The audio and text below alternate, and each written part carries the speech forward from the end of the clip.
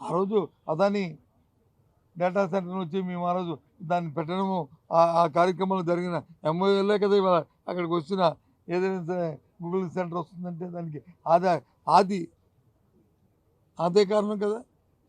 రాష్ట్రపతి తెలియదు అనుకున్నారా? వాళ్ళే చెప్పారు, మేము కాదు. ఎవరైతే స్వయాన్న వాళ్ళు స్థాపించబోతున్నారో వాళ్ళే వచ్చి చెప్పారు ఆ మాటని.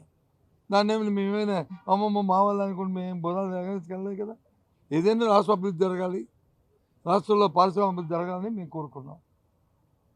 ఎవరైనా సరే ముఖ్యమంత్రి కుటుంబ సభ్యులు వచ్చి ఇంత దోపిడీని 5,000 కోట్ల రూపాయలు సంబంధించిన భూమిని ఇచ్చి ప్రయత్నం చేస్తారండి?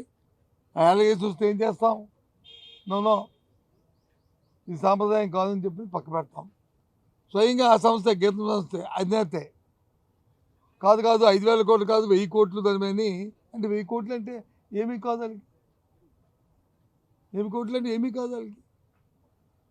ఆ రకంగా మొదటి ప్రశ్నకి సమాధానం కానీ రాష్ట్రపతి అందరినీ కోరుతున్నాను, చూడమంటున్నాను వాళ్ళ తత్వం ఉందో.